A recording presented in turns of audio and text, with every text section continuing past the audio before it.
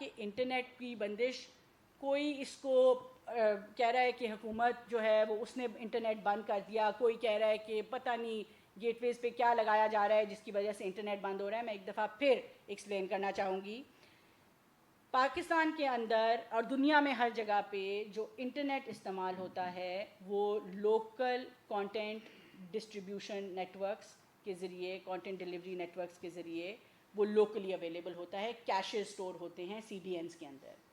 जब आप कोई वीडियो स्ट्रीम करते हैं तो वो आपको लोकल CDN जो है वो वीडियो आप तक पहुंचाता है। मगर जब कुछ वजूहात की वजह से ये कुछ फीचर्स बंद हुए कुछ ऐप्स के, तो लोगों ने जब VPN का बहुत ज़्यादा इस्तेमाल किया तो VPNs जो हैं वो लोकल CDN को बाईपास करके जब लाइव इंटरनेट सर्विस पे जाते हैं, अब जब बहुत ज़्यादा तादाद लोगों की लाइव इंटरनेट सर्विस पे गई तो बैंडविड्थ के ऊपर बहुत ज़्यादा कंजेशन मिली, जिसकी वजह से इंटरनेट पाकिस्तान में स्लो डाउन हुआ।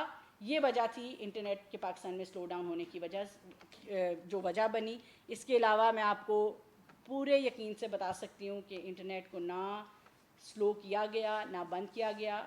और मैंने इस हवाले से एक दफ़ा फिर तमाम इंडस्ट्री से, टेलकोज़, ISPs और इंटरनेट सर्विस प्रोवाइडर्स के साथ, PTA के साथ एक दोबारा मीटिंग रखी है ताकि मज़ीद क्लैरिटी भी आए और हम आइंदा इस चीज़ को इंश्योर करें कि ये दोबारा ना हो। इंटरनेट आवाम को पहुंचाना पाकिस्तान का फ़र्ज़ है और उसके लिए ये एक जो मुझे नहीं पता क्यों इसको एक इतना बड़ा हम एक इशू क्रिएट कर रहे हैं कि कुछ होने जा रहा है। ऐसा ना कुछ होने जा रहा है, ना कोई पाकिस्तान की हुकूमत जो है वो कोई किसी चीज़ का नामो निशान नहीं है किसी भी सिस्टम के अंदर। रेगुलर सिस्टम अपग्रेडेशंस की अगर आप बात करें वो हम ज़रूर करेंगे। जैसे जैसे साइबर सिक्योरिटी थ्रेट्स बढ़ते जा रहे हैं उनकी नेचर जो है वो ज़्यादा कॉम्प्लिकेटेड होती जा रही है। और इस साइबर सिक्योरिटी थ्रेट्स की बात नहीं है, पाकिस्तान में टेररिज्म के नेटवर्क्स ऑपरेट करते हैं, पाकिस्तान में ख़वातीन के साथ जो ऑनलाइन हरासमेंट होती है, पाकिस्तान में बच्चों के साथ जो ऑनलाइन मैं कहूँगी जो कहीं ग्रूमिंग हो रही है, बच्चों की प्रोटेक्शन की ज़रूरत है।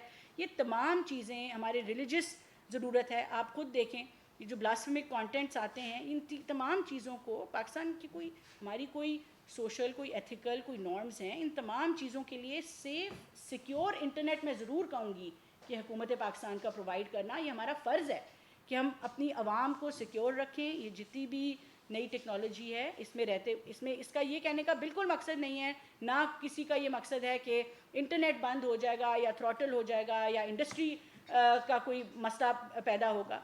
एक अफवाह फैल गई कि VPNs बैन हो रहे हैं, कोई VPNs नहीं बैन कर रहा, बल्कि VPNs तो हमने वाइट लिस्टिंग शुरू की। PTA ने एक बाकायदा प्रेस रिलीज़ जारी की कि हम VPNs भी वाइट लिस्ट करेंगे। तो इस तरह की मेरे ख्याल से कि हमें मफरूज़ों से दूर रहना चाहिए। और फैक्ट्स जो हैं वो मैंने आपको बयान कर दी हैं कि ये जो 1-2 दिन की डिस्ट्रप्शन आई है वो किस वजह से आई है। उसके अराउंड जो एक पूरी मैं कहूँगी स्टोरी कायम हो गई और वो तमाम मीडिया में फैल गई, वो मेरे ख्याल से कि हुकूमत को तो उस तरह नहीं नुकसान पहुंचता, लेकिन हमारी इंडस्ट्री और बच्चों को ज़रूर नुकसान पहुंचता। मैंने आपको इसलिए कहा है कि हम रिलायबल इंटरनेट और इंटरनेट की बैंडविड्थ इंक्रीज़ करने की बात कर रहे हैं। हमने लिटिगेशन से जो स्पेक्ट्रम निकाला है, ये जो सबमरीन केबल्स एडिशनल आ रही हैं, वो तमाम चीज़ें इसलिए हैं ताकि रिलायबल इंटरनेट जो है वो पाकिस्तानियों को मुहैया हो सके।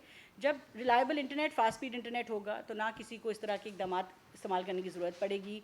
और हमें उम्मीद है कि कोई भी शख्स जो है वो VPNs के मतलब जो लीगली चीज़ें बंद हैं, किसी सोशल नॉर्म्स और रिलीजियस नॉर्म्स की वजह से जो चीज़ें बंद हैं, उसके अलावा हमें उम्मीद है कि किसी को VPNs इस्तेमाल करने की ज़रूरत नहीं पड़ेगी। और यही मकसद है रिलायबल इंटरनेट प्रोवाइड करने का, इंटरनेट के इंफ्रास्ट्रक्चर में इन्वेस्ट करने का, फाइबराइजेशन इंश्योर करने का, ताकि जो फ़ाइबर के ज़रिए इंटरनेट है वो ज़्यादा से ज़्यादा लोग इस्तेमाल करें और जो मोबाइल ब्रॉडबैंड है वो उसकी निस्बत जितने लोग फ़ाइबर इस्तेमाल करेंगे उतना बेहतर रिलायबल इंटरनेट जो है वो उन तक पहुंचेगा। और तमाम इंडस्ट्री तकरीबन जो है वो ऑलरेडी फ़ाइबर ही इस्तेमाल करती है और यही मकसद है। आपने मेरी ही बात का खुद ही जवाब दे दिया है कि हम जितना रिलायबल इंटरनेट प्रोवाइड करेंगे, जितना हम उसमें इन्वेस्ट कर रहे हैं, उतना जो है वो हमारी इंडस्ट्री के लिए, बच्चों के लिए हम बेहतरी पैदा कर सकें। राइट साइजिंग करना मेरे ख्याल से कि हम सबकी ज़िम्मेदारी है ताकि हम एफिशिएंटली मिनिस्ट्रीज़ को चला सकें, वो कैपेबिलिटी ला सकें जिसकी आज मिनिस्ट्रीज़ में ज़रूरत है।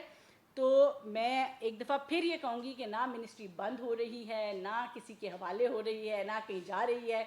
वज़ीर आज़म साहब ने बल्कि ये कहा है कि नए डिपार्टमेंट्स की जहाँ ज़रूरत है वो ज़रूर बताएं।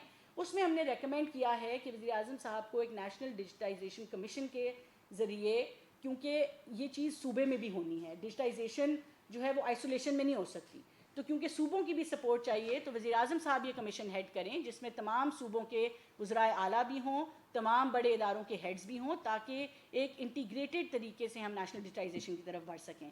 तो वो कमीशन इसलिए बनाया जा रहा है।